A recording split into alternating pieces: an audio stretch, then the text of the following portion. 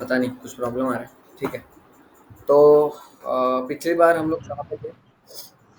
हम लोगों ने देखा कैसे द्रौपदी का वस्त्रहरण किया। हाँ, श्याम दुबे प्रभु जी कुछ बोलना चाहेंगे? बोलना चाह रहे हैं आप? ओके, हाँ, हाथ हैंड रेज़ नीचे कर लीजिए आपका।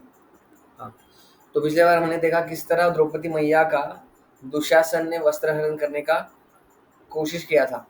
लेकिन दुशासन इसमें बहुत ही बुरी तरीके से विफल हुए। ठीक है ना? तो इसके बाद क्या हुआ कि द्रौपदी मैया ने हरिनाम प्रभु से प्रार्थना की कि धन्यवाद आपने मेरी रक्षा की, अन्यथा आज बहुत ही अनुचित कार्य हो जाता इस सभा में।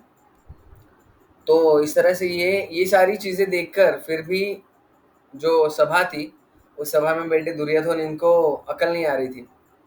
फिर भी क्या हुआ, जब दुशासन द्रौपदी के वस्त्र खींचते एक जगह पे बैठ गया, थक हार गया और लेट गया, लिटरली लेट गया, क्योंकि उसने खींच कर पूरा साड़ियों का पहाड़ बना दिया था। पूरा साड़ी का पहाड़ बना दिया और उसने बोला कि इतना साड़ी कौन पहनता है। तो साड़ी खींच के पहाड़ बना के वो थक गया था, वो लेटा था वो। और फिर उस समय क्या हुआ, द्रौपदी मैया को दुर्योधन था, उसकी अकल तभी भी ठिकाने पे नहीं आई। तो तभी क्या हुआ, दुर्योधन ने बोला कि ठीक है, वस्त्रहरण तो नहीं हो पा रहा है, एक काम करो, दासी है ना तू, एक काम करो, मेरे इस जंघा पे आके बैठ जाओ। ऐसे उसने अपनी जंघा दिखाई, उसने जोर जोर से हाथ मार के, ए दासी यहाँ पे आ जाओ और इस जंघा पे बैठ जाओ। इस तरीके से वो बोलने लगा। फिर उसके बाद फिर उसके पहले एक्चुअली क्या हुआ, जब ये सारा पूरा कृत्य हो गया कि दुशासन ऐसा फैला पड़ा है जमीन पे, साड़ी खींच कर थका हारा, पसीना निकल रहा है उसका। तब भीम ने देखा, भीम ने बोला कि दुशासन, जिस तरीके से तुमने द्रौपदी के इन केशों को, द्रौपदी के मुलायम केशों को हाथ लगाने का प्रयास किया है, मैं तुम्हारे इसी दोनों हाथों को यहाँ से बाजुओं से मैं उखाड़ूंगा, दोनों हाथों को। और तुम्हारा जो वक्षस्थल है, तुम्हारे वक्षस्थल को फाड़ूंगा, वक्षस्थल को फाड़ के उसमें जो खून रहेगा, वो खून मैं पहले पीऊंगा, फिर मैं द्रौपदी के केशों को लगाऊंगा। इस तरह की जब प्रतिज्ञा भीम ने ली, तो देवी देवताओं ने फूलों की वर्षा कर दी। देवी देवता बहुत ही सराहना करने लगे भीम की इस प्रतिज्ञा की। और दुशासन जो कि नीचे पड़ा था, सोया था, वो तुरंत उठ के खड़ा हो गया कि अरे ये क्या प्रतिज्ञा ले ली इसने, ये किस टाइप की प्रतिज्ञा ले ली। तो कर्ण बीच में आके कर्ण ने बोला कि अरे रुको रुको दुशासन, देखो, ये लोग ये प्रतिज्ञा तो तब पूरी कर पाएगा ना जब ये तुमसे लड़ेगा। ये तो भी दास हो रखे हैं, ये दास है, दास क्या लड़ाई करेगा। दास को तो खाने की अनुमति नहीं होती। दास को अगर खाने की अनुमति नहीं है तो वो लड़ाई क्या करेगा। तो उसके बाद फिर दुर्योधन बोलते हैं, अरे ठीक है, अभी इस दासी को मेरी जगह पे बैठना पड़ेगा। ए दासी, यहाँ पे आओ। पूरे सभा के सामने द्रौपदी, जो कि एक चक्रवर्ती सम्राट की पत्नी थी, उसको पूरी सभा के एक सामान्य दासी भी नहीं, एक नॉर्मल स्त्री भी नहीं थी, ऐसी द्रौपदी ऐसे उच्च चरित्र वाली स्त्री को वो बुला रहा था और जंगा पे बैठने के लिए बुला रहा था। भीम ने देखा कि दुर्योधन, जिस जगह पे बैठने के लिए तुम द्रौपदी को बुला रहे हो, मैं तुम्हारी इसी जगह को तोड़ूंगा और इसी जगह को तोड़ के मैं तुम्हारे प्राण हरूंगा। तो दुर्योधन जो बैठा था वो पसीने पसीने आ गए दुर्योधन को। अरे ऐसे कैसे प्रतिज्ञा ले ली, इस तरीके से कैसे प्रतिज्ञा ले। तो देवी देवता पूरे फिर से वर्षा करने लगे और जितने भी वहां पे राजा बैठे थे, सारे राजा खुश होने लगे कि अरे वाह, भीम ने क्या प्रतिज्ञा की। वो तो खुद तो घबराए हुए थे, इतना अनुचित कार्य देख रहे थे, क्योंकि उसके पहले विदुर जी ने एक कहानी सुनाई थी कि किस तरह विरोचन जो होते हैं, प्रहलाद महाराज, प्रहलाद महाराज के पुत्र होते हैं विरोचन, और उनके और एक पुत्र होते हैं। तो दोनों बोलते हैं कि हमें दोनों को एक ही महिला से प्यार हो जाता है। तो बोलते हैं कि देखो, आप बताइए हम दोनों में से योग्य कौन है। प्रहलाद महाराज को बोलते हैं। तो प्रहलाद और वो दूसरे पुत्र होते हैं, वो बोलते हैं कि प्रहलाद महाराज को, अगर आपने गलत उत्तर दिया तो आपके सर के 1000 टुकड़े हो जाएंगे, क्योंकि राजा अगर अपनी लीडरशिप को सही तरीके से नहीं निभाता है तो उसको अंतकाल में वरुण पाश से उसको बांधा जाता है। तो आपका भी हश्र यही होगा पिताजी, इसलिए आप अच्छा होगा कि आप सत्य सत्य बोले, इसलिए यही अच्छा होगा कि आप सत्य बोलें। तो ये कहानी विदुर सुनाते हैं। और क्या होता है कि अगर राजा ऐसे सभा में चुप बैठेंगे तो एक चौथाई पाप लगेगा। एक चौथाई पाप किसको लगेगा? प्रजा को लगेगा। आधा पाप लगेगा, वो किसको लगेगा? वो राजा को लगेगा। ठीक है, इस तरह ये जो पाप लगने का जो सिलसिला है वो धृतराष्ट्र ने भी सुना होता है। और द्रौपदी मैया बहुत ही कंदन करके धृतराष्ट्र के पास जाती है। हे धृतराष्ट्र, आप एक राजा जो होता है वो भगवान का प्रतिनिधि होता है, और राजा के सामने अगर ये इतना अनुचित कार्य हो जाएगा तो सामान्य प्रजा कहाँ जाएगी? सामान्य प्रजा तो छोड़िए, एक रानी का,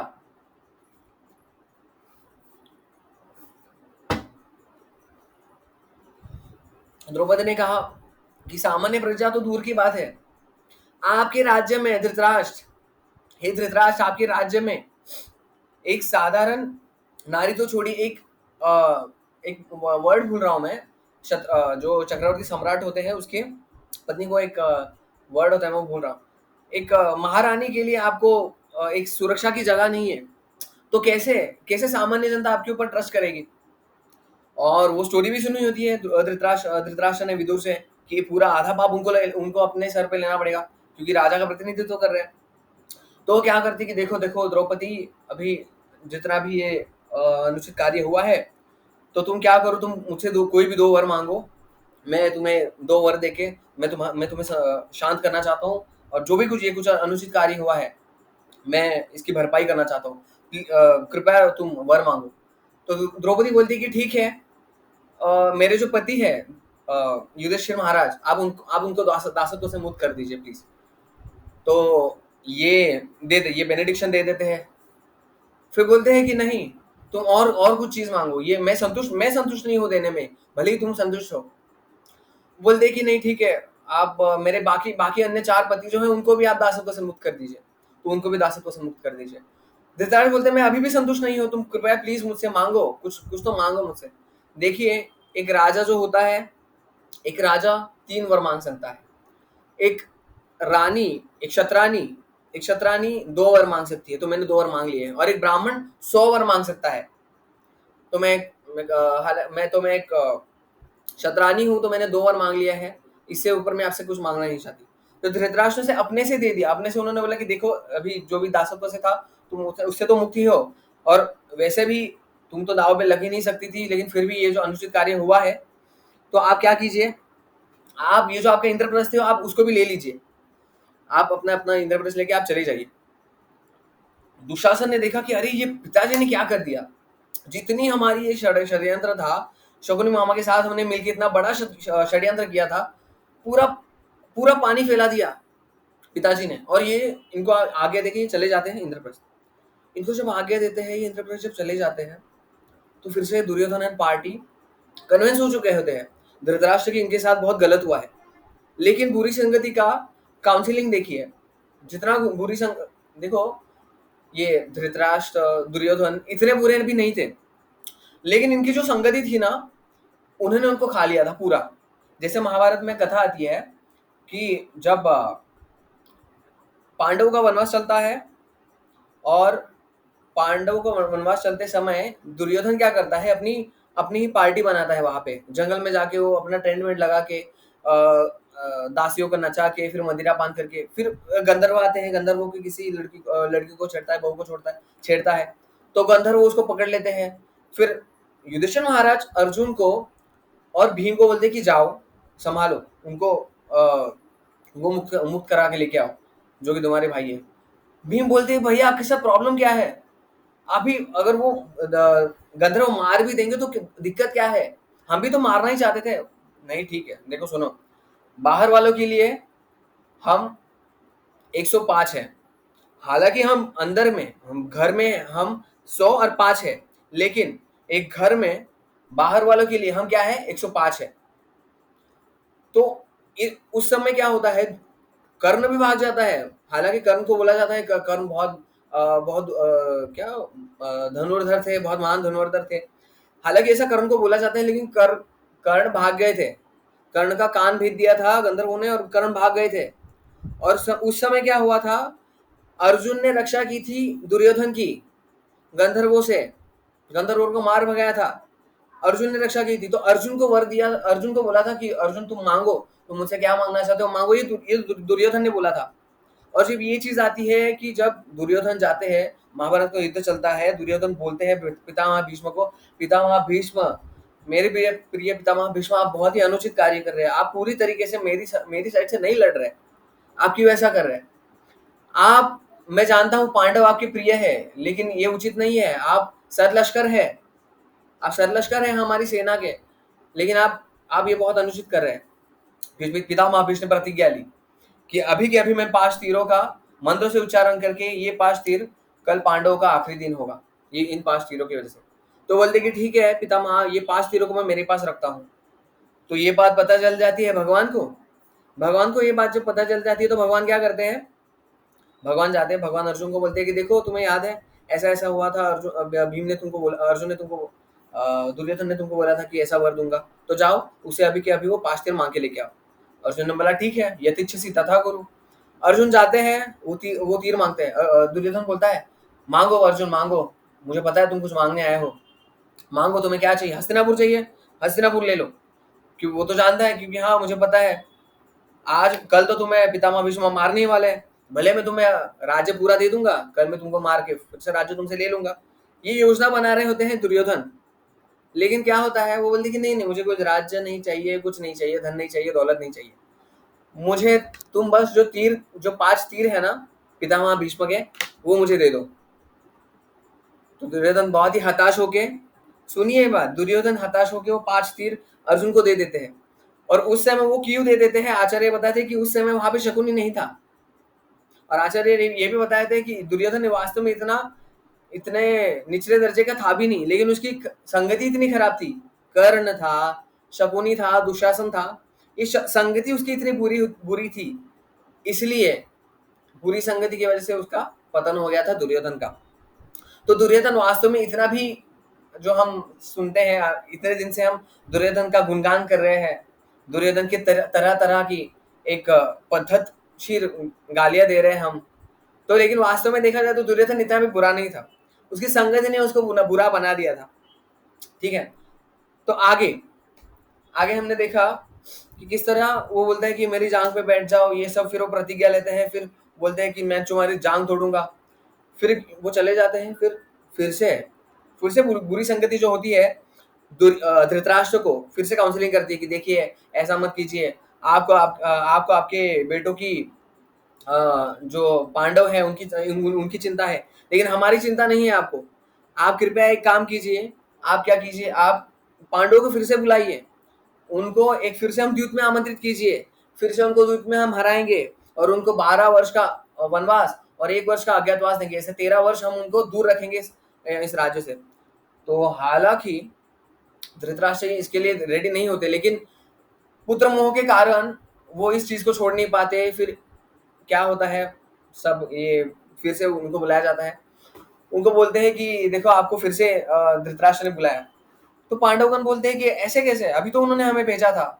हाँ तो इसलिए अभी आपको फिर से वही बुला रहे, तो आपको आना पड़ेगा। तो वो जाते हैं, फिर से जो सभा होती है उसमें बैठते हैं, फिर से युद्ध खेलते हैं, वो फिर से हार जाते हैं।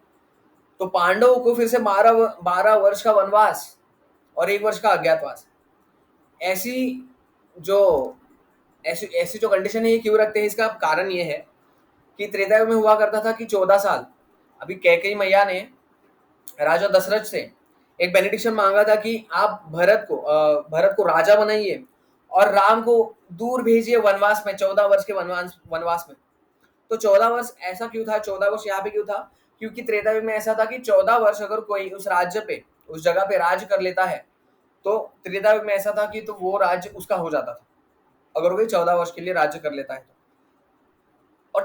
और द्वापर में ऐसा था कि 13 वर्ष के लिए अगर कोई राज्य कर लेगा उस जगह पे, तो वो उस व्यक्ति का हो जाता था। तो इनका प्लान था कि अगर 12 साल बाद, 12 साल के 1 वर्ष का जो अज्ञातवास होगा, उस 1 वर्ष के अज्ञातवास में अगर हमने पांडवों को पकड़ लिया, तो उनको फिर से 12 वर्ष का वनवास और फिर से 1 वर्ष का अज्ञातवास, ये उनको बार-बार रिपीट करना पड़ेगा। और फिर से 1 वर्ष के अज्ञातवास में अगर वो पकड़े गए, तो उनको फिर से सेम वो साइकिल रिपीटेशन में चलता ही रहेगा। 12 वर्ष का वनवास और 1 वर्ष का अज्ञातवास। तो ये साइकिल चलता ही रहेगा, ऐसा उनका प्लानिंग था। लेकिन समहाउ ये प्लानिंग सक्सेस नहीं होता, ठीक है? तो और कलयुग में ऐसा होता है कि 12 वर्ष अगर कोई एक जगह पे अपना डेरा जमा ले, तो 12 वर्ष के लिए वो चीज़ उसकी हो जाती है। लेकिन हालाँकि ऐसा ये अभी के इसमें लागू नहीं करता, है ना? क्योंकि कलयुग का लक्षण क्या है? रूल्स को फॉलो नहीं करना। कलयुग के लोगों का लक्षण क्या है? रूल्स को फॉलो नहीं करेंगे। रूल्स फॉलो नहीं करेंगे हम प्रभु जी, ठीक है? तो इससे हमने देखा फिर ये जो आते हैं, ये जो घटना होती है पूरी, फिर इससे क्या होता है, पांडवगण जो होते हैं वो सभा छोड़ के जब जाने लगते हैं, तो विदुर धृतराष्ट्र से पूछते हैं कि हालांकि अभी ये जो स्थिति उत्पन्न हुई है, पांडवगण जो है वो कैसे गए हैं यहाँ से, किस तरीके से गए हो, मुझे बताओ कृपया। उन्होंने कहा कि धौम्य ऋषि जो है, धौम्य ऋषि सामवेद के मंत्रों का उच्चारण करते हुए गए हैं। युधिष्ठिर महाराज है जो अपना हाथों से अपना मुंह ढक कर गए हैं। युधिष्ठिर महाराज हाथों से अपना मुंह ढक कर गए हैं। अर्जुन जो है, अर्जुन भीम भीम जो है अपने भुजाओं के देख कर गए हैं। अर्जुन जो है, अर्जुन मिट्टी डालकर गए हैं, जाते जाते मिट्टी डालकर गए हैं। नकुल ने अपने पूरे शरीर के ऊपर मिट्टी लगा ली है और सहदेव अपना मुंह छुपा कर गए हैं। सहदेव बहुत ही लज्जा में है और सहदेव अपना मुंह छुपा कर गए हैं। तो धृतराष्ट्र बोला कि भला भला ऐसा क्यों गए हैं ये लोग, और द्रौपदी कैसे गई है? उन्होंने बोला कि द्रौपदी जो उसके जो रक्त लगे हुए जो वस्त्र थे, जो उसके पीरियडिक कंटामिनेशन के जो दिन थे, उसके जो रक्त के जो वस्त्र है वही लपेट के द्रौपदी गई है यहाँ से। तो धृतराष्ट्र ने बोला विदुर को, विदुर ये ऐसा क्यों है, ऐसे क्यों चले गए हैं ये लोग, कृपया मुझे जरा विस्तार में बताइए। विदुर ने बोला कि युधिष्ठिर महाराज जो है, उनकी इतना गुस्सा है, युधिष्ठिर महाराज को इतना गुस्सा है, तो उनके आंखों से अग्नि निकल रही है, तो वो अपना अपना चेहरा छुपा रहे हैं, क्योंकि वो किसी निर्दोष को उस अग्नि से जला ना दे, इसलिए वो अपना मुंह ढक कर गए हैं। भीम जो है अपनी भुजाओं के देख कर गए कि है कि इन भुजाओं से, और जाते जाते भीम ने प्रतिज्ञा ली है। भीम ने ये प्रतिज्ञा ली है कि मैं जाते जाते, भीम ने बोला था कि मैं दुशासन को ऐसे, दुशासन के बाजू उखाड़ूंगा, वक्षस्थल फाड़ूंगा, खून पीऊंगा, और जितने भी ये जो 100 भाई है, 99 भाई है, उनको मैं मारूंगा। कर्ण को मारेंगे अर्जुन, शकुनी को मारेंगे नकुल। तो ऐसी प्रतिज्ञा लेकर भीम चले गए यहाँ से। और अर्जुन अर्जुन ने पूरा मिट्टी डालकर गए हैं। नकुल अर्जुन ने ऐसे मिट्टी क्यों डाली? वो बोले कि अर्जुन ने बोला कि जितने भी ये जो सैनिक रहेंगे मैं उसको इस मिट्टी में मिला दूंगा, ऐसे इसलिए ऐसा मिट्टी डालकर गए हैं। तो फिर बोला कि नकुल का क्या? नकुल ने ऐसा मिट्टी, क्योंकि नकुल बहुत दिखने में बहुत सुंदर थे, वो जब बाहर निकलते तो स्त्रियां उनसे आकर्षित हो जाती थी। तो इस अवस्था में ये जो उनके साथ जो अवस्था, जो स्थिति हुई है, उसमें जो ये जो स्थिति है उसमें उनसे कोई स्त्री आकर्षित ना हो जाए, इसलिए वो अपने ऊपर मिट्टी लगा कर गए हैं। और सहदेव जो है वो वो बहुत शर्मिंदा महसूस कर रहे हैं, बहुत ही क्रोध है उनको, इसलिए वो अपना जो सर है वो ढक के गए हैं। और जो धौम्य ऋषि है वो सामवेद के मंत्रों का जो अंतिम अंतिम संस्कार का जो विधि होता है, उसके समय जो जो मंत्र का उच्चारण किया जाता है वो करने लगे। ये जो वर्णन सुना, धृतराष्ट्र बैठ गए, पूरे बैठ गए वो, और वो कंदन करने लगे कि ये क्या हो गया। 13 साल बाद मेरे पुत्र का जो अंतिम संस्कार है, जो मेरे पुत्र की जो एक्सपायर डेट है, वो तो निश्चित अभी फिक्स हो गई है। तो धृतराष्ट्र बहुत ही चिंता में आ जाते हैं। तो ये इस तरीके से पांडव को वनवास ग्रहण करना पड़ता है। अगले सत्र में हम देखेंगे कि किस प्रकार वो अपने अपने साथ ऋषि मुनियों को लेके जाते हैं, किस तरह उनको अक्षय पात्र मिलता है। अगले सत्र में हम लोग ये देखेंगे। अभी जितने भी हमने घटना का वर्णन किया, उस घटना के वर्णन के आधारित थोड़ी अभी तत्वों के ऊपर चर्चा हम करेंगे। तो अभी हम आज का हमारा टॉपिक, 2 टॉपिक हम आज आज हमारे थे। पहला टॉपिक तो ये था कि पांडवों का वनवास, और दूसरा टॉपिक ये है कि हृदय से हरिनाम निकलने की महिमा, है ना? हृदय से हरिनाम निकालने की कभी आपने आज तक इतना ये टॉपिक देखा था? हरि नाम की महिमा के ऊपर चर्चा, के ऊपर कथा। लेकिन आज हम चर्चा करेंगे हृदय से हरिनाम निकालने की क्या महिमा है। जैसे द्रौपदी मैया ने हृदय से हरिनाम निकाला। हमारे आचार्य कहते हैं कि जब द्रौपदी नाम ले रही थी ना, जब कंदन करके बुला रही थी ना, तो वो कृष्ण तो अपने सिंहासन पे बैठे थे, कृष्ण तो बैठे थे, फिर वो एक हाथ से बुला रही थी, एक हाथ से पकड़ा था, दूसरे हाथ से फिर बुलाया। फिर उन्होंने, भगवान ने बोला कि अरे मेरा नाम तो ले लिया है उसने। तो वास्तव में नाम प्रभु ने उसको साड़ी सप्लाई की थी द्रौपदी को। और द्रौपदी ने नाम किस आधार पे लिया था? द्रौपदी ने पूरा कंदन से पूरा आश्रित होके नाम लिया था। तो आज हम ये जानेंगे, क्या हम आज के समय में, आज की इस डेट में, क्या हम हृदय से हरि नाम का उच्चारण ले रहे हैं क्या? आज हम ये देखेंगे। और हम ये देखेंगे कि किस तरह जीव पूरी तरह शरण ग्रहण क्यों नहीं कर पाता नाम की। आज हम ये देखेंगे। तो हम यहाँ पे दो दो कैरेक्टर को देखेंगे, एक दुर्योधन को और एक द्रौपदी को। हम देखेंगे कि दुर्योधन में इतना अहंकार भरा था, इतना अहंकार भरा था, क्योंकि वो भगवान की उपस्थिति में भी वो भगवान को नहीं देख पा रहे थे। और यहाँ की हालांकि द्रौपदी इतने कष्टों में थी, उसके वस्त्र निकाले जा रहे थे, उस स्थिति में उसने नाम नाम प्रभु की शरण ग्रहण की। देखिए, इस संसार में हम जितने भी चीजें कर रहे हैं, भक्ति में स्पेशली, कल हमने गौर निताई के सुंदर अभिषेक के दर्शन किए। किसने किसने अभिषेक के दर्शन किए कल गौर निताई के? किसने किसने? एक दो, और बस इतने ही लोग गए थे मंदिर? अच्छा, बहुत सारे लोगों ने कल भगवान के दर्शन किए। हमारे आचार्य कहते हैं कि हम इतनी सारी जो चीजें कर रहे हैं, वो किसके लिए कर रहे हैं, है ना? ये भगवान का अभिषेक देखना, है ना, भगवान की सेवा करना, भगवान के लिए गार्लेंड्स बनाना। कल हरिनाम संकीर्तन है। कल कल का हम हरिनाम संकीर्तन क्यों कर रहे हैं? इतने बड़े बड़े अरेंजमेंट्स क्यों कर रहे हैं प्रभु जी? हम ये पूरा इतने प्रसाद के लिए हम लोग इतनी बड़ी बड़ी मीटिंग रख रहे हैं, है ना? सेवा के लिए इतनी बड़ी बड़ी अरेंजमेंट्स कर रहे हैं। प्रभु जी, ये सब हम लोग क्यों कर रहे हैं? कभी कभी कभी माइंड में क्वेश्चन नहीं आता, है ना? ये सब चीजें हम क्यों कर रहे हैं? ये सब चीजें हम, एक ही उसका कारण है, ये सब चीजें हम कर रहे हैं हरिनाम में रुचि उत्पन्न करने के लिए, है ना? किसके लिए कर रहे हैं हम ये सारी चीजें? हरिनाम में रुचि उत्पन्न होने के लिए। जब तक हमारा हरिनाम में रुचि उत्पन्न नहीं हो रही है ये सारी चीजें करके, तो ये सारी चीजें क्या है? श्रम एव ही केवलम, है ना? नामाचार्य हरदास ठाकुर दिन में 22 घंटा जप करते थे, है ना? 22 घंटा दिन में जप करके, चैतन्य चरितामृत में वर्णन है। रघुनाथ दास गोस्वामी भी चिंतन हमेशा कृष्ण का ही करते थे, और 1.5 घंटा सिर्फ उनको मिलता था अपना खाना पीना नहाना धोना इसके लिए। और वो 1.5 घंटा इस्तेमाल करने के बाद भी वो सोचते थे कि हमने 1.5 घंटा वेस्ट कर लिया।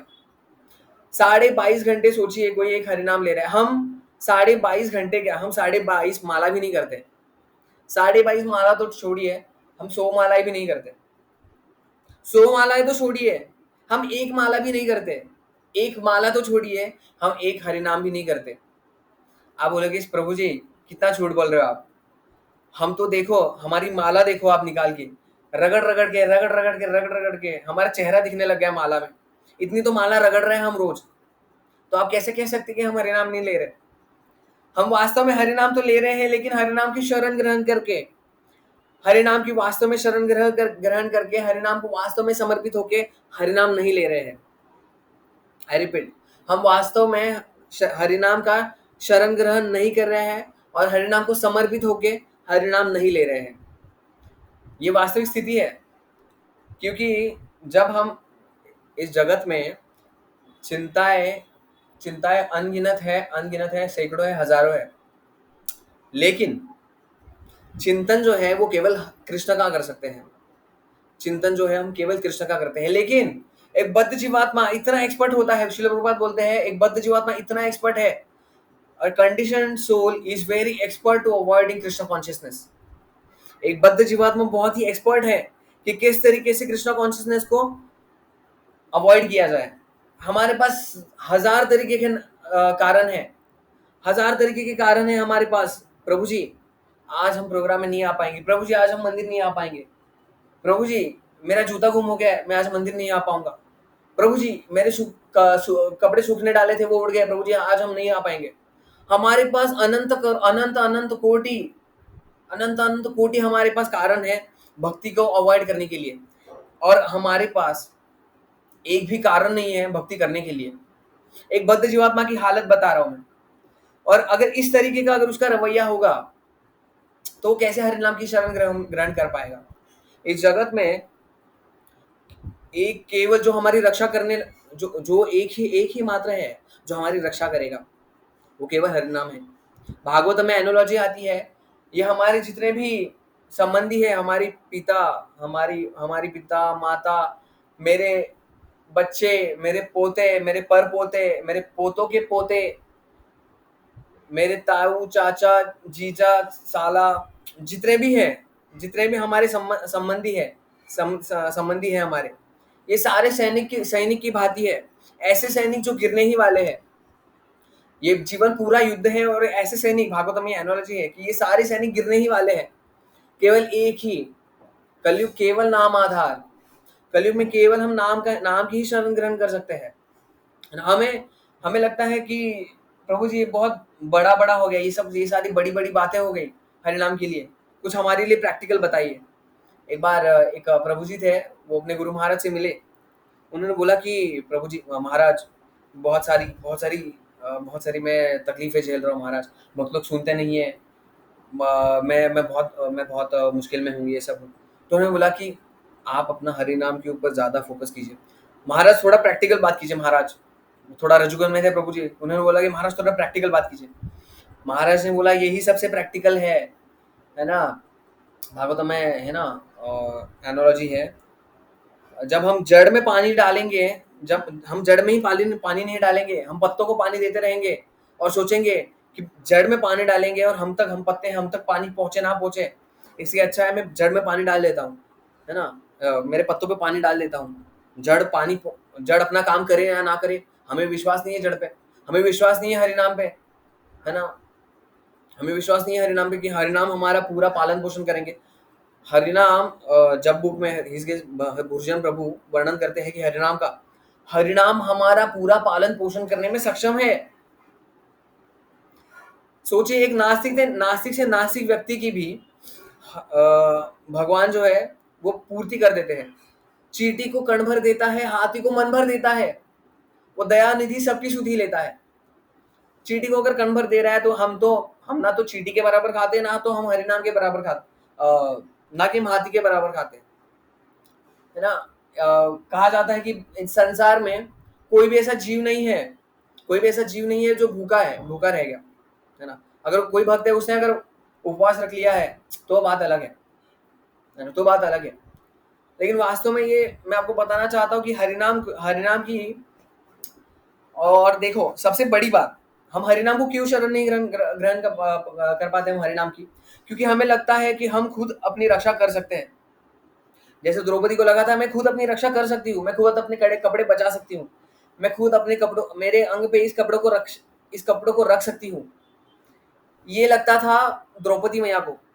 लेकिन वास्तव में उसको लगा कि नहीं, मेरी अभी रक्षा नहीं हो सकती, है हरिनाम प्रभु मेरी रक्षा कीजिए। तब हरिनाम प्रभु ने अपना ये यथा माम प्रपद्यते ताम ताम सदैव भजाम्यहम्, जिस प्रकार से मुझे तुम मेरी शरण ग्रहण करोगे, मैं उस प्रकार से मैं तुम्हें अकोमोडेट करूंगा, ये भगवान गीता में बोलते हैं, है ना। तो अभी हम देखेंगे कि हम क्यों वास्तव में हरिनाम की शरण ग्रहण नहीं कर सकते। इससे बड़ा, अभी ये तो भी हो गया द्रौपदी का केस, हमने समझो पढ़ लिया। दूसरा केस ये है कि दुर्योधन का, जिस दुर्योधन में बहुत अहंकार था। जैसे एक अभी हमारे शिक्षाशास्त्र का में एक श्लोक आता है ना, त्रिनादपि सुनीचेन तरोरपि सहिष्णुना अमानिना मानदेन कीर्तनीय सदा हरि। चैतन्य महाप्रभु ने, कल चैतन्य महाप्रभु का आविर्भाव था, ठीक है। चैतन्य महाप्रभु की शिक्षाओं में हम ये पढ़ते हैं कि चैतन्य महाप्रभु ने बड़े-बड़े ग्रंथ नहीं लिखे, बड़े-बड़े कविताएँ नहीं लिखी, बड़े-बड़े वैष्णव सॉन्ग्स की रचना नहीं की। चैतन्य महाप्रभु ने केवल हमें शिक्षाष्टकम दिया है और ये शिक्षाष्टकम पूरा भक्ति का सार है। चैतन्य महाप्रभु उसमें बोलते हैं, त्रिनादपि सुनिचेना तरोरूपी सहिष्णुना अमानिना मान देना। और इससे क्या होगा? इससे कीर्तनीय सदाहरि, हम कीर्तनीय सदाहरि बन पाएंगे। तो उसके ऊपर हम चर्चा करेंगे।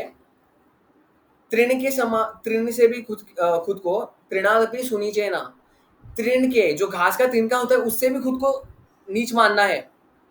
ये हम क्यों नहीं कर पाते?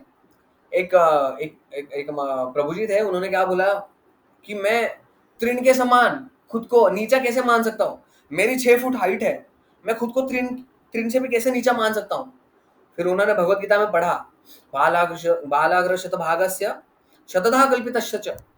मतलब मैं एक जीवात्मा का साइज क्या है? बाल के अग्र भाग की 10,000वां हिस्सा एक जीवात्मा का साइज है। तो उन्होंने बोला कि हाँ, अभी मैं मान सकता हूँ कि मैं तृण से भी नीचा हूँ, तृण से भी नीचा हूँ, मैं तृण से भी मैं छोटा हूँ, अभी मैं मान सकता हूँ। क्यों? क्योंकि खुद की वास्तविक आइडेंटिटी जो है वो खुद को समझ गई ना। हम खुद को अगर शरीर मारेंगे, हमारी जो भी उपाधियां है, सर्वोपाधि विनिर्मुक्तम तत्परित्वेन निर्मलम ऋषिकेन ऋषिकेश सेवनम भक्ति रुच्यते। जितनी भी हमारी उपाधियां हैं इस जगत में, है ना, मैं समझो मैं इंजीनियर हूँ, मैं कंपनी में काम करता हूँ, मेरी डेजिग्नेशन है, ये सार इन इन चीजों से हम अपना आइडेंटिफिकेशन हम जब तक करेंगे तब तक हम खुद को तृण से भी नीचे नहीं मान सकते। जब तक हम बोलेंगे कि अरे मेरी वजह से ये सारा कार्य संपन्न हो रहा है, मैं ये सारी चीजें कर रहा हूँ, है ना, अरे देखो मैंने ऐसा किया इसलिए ऐसा हो रहा है ना, उसने उसने अपना अच्छा कार्य नहीं किया, मैं अपना 100% दे रहा हूँ इसलिए ये सारी चीजें हो रही है। ये जब तक हम मैं करते रहेंगे ना, तब तक कुछ नहीं होने वाला है। ये इसका मतलब ये मिथ्या अहंकार है। मैं उस दिन ट्रेन में मैं जा रहा था, बड़ी सी बिल्डिंग थी और बड़ी सी कांच की बिल्डिंग थी, और इसके ऊपर ना एक छोटा सा येलो कलर का दिख रहा था, थोड़ा येलो येलो कलर का एक डॉट था वहां पे। मैं कब से देख रहा था, ट्रेन जा रही है, मैं देख रहा हूँ वो क्या हिल क्या रहा है वहां पे, क्या हिल रहा है वहां पे। तो मुझे समझ में आया कि वो क्या था। वो एक आदमी था जिसने हेलमेट पहना था सिविल का।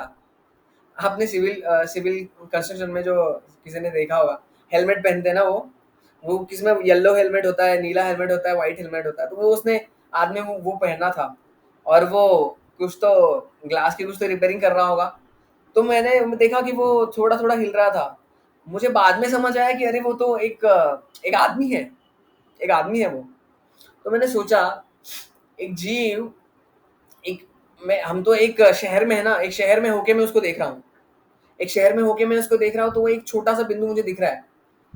फिर भी सोचिए, एक छोटा सा जीवात्मा ये सोचता है कि मैं पूरी सृष्टि को भोगूंगा। एक छोटा सा जीवात्मा, हम एक छोटी सी जीवात्मा, हम सोचते हैं कि मैं पूरी सृष्टि को भोगूंगा। भोक्ताराम यज्ञ तपसाम सर्वलोकम अहम महेश्वरम। वो सोचता है कि मैं पूरी सृष्टि को भोगूंगा, है ना। मैंने सोचा कि एक छोटी सी जीवात्मा है और उसको पूरी दुनिया पे राज करना है। और सोचिए, उस जीवात्मा को तुलना कीजिए पूरी पृथ्वी से, और उस जीवात्मा को पूरी पृथ्वी से तुलना कीजिए, उस जीवात्मा को पूरे भूमंडल से तुलना कीजिए, उस जीवात्मा को पूरे 14 भुवनों से कंपेयर कीजिए, उस जीवात्मा को पूरे ब्रह्मांड से कंपेयर कीजिए, अनंत कोटि ब्रह्मांडों में कंपेयर कीजिए, अनंत कोटि वैकुंठ है, उस एक वैकुंठ लोक है उससे कंपेयर कीजिए, है ना, फिर भगवान का भगवत धाम है उससे कंपेयर कीजिए। उस जीव की क्या उसकी वैल्यू है? क्या वैल्यू है उसकी? कुछ वैल्यू नहीं है उसकी। लेकिन फिर भी एक जीवात्मा, उसके अंदर इतना अहंकार चूर चूर के भरा है, चूर चूर के भरा है, क्योंकि वो खुद को शरीर मान रहा है, वो खुद को जीवात्मा, भगवान का एक पार्ट एंड पार्सल सोल, वो भगवान को खुद को मानता ही नहीं, है ना। वो खुद को पार्ट एंड पार्सल मानता ही नहीं भगवान का। उसमें इतना अहंकार भरा भरा पड़ा है कि फिर वो कैसे हरि नाम की शरण ग्रहण कर पाएगा, है ना। उसके लिए बहुत ही असंभव है हरि नाम की शरण ग्रहण करना, है ना। आगे हम देखेंगे कृष्णा और माया, कृष्णा में और माया में दोनों आकर्षित करती है। हमें माया भी आकर्षित करती है, हमें कृष्ण भी आकर्षित करते हैं। लेकिन कौन बताएगा कि माया में और कृष्ण में अंतर क्या है? हाँ, हैंड रेस करके कौन बताएगा? माया में दोनों आकर्षित कर रहे हैं, माया भी हमें आकर्षित कर रही है, कृष्ण भी हमें आकर्षित कर रहे हैं। तो दोनों में अंतर क्या है? क्या अंतर हो सकता है दोनों में? हैंड रेस करके बताएंगे कौन? यस प्रभु जी बताइए।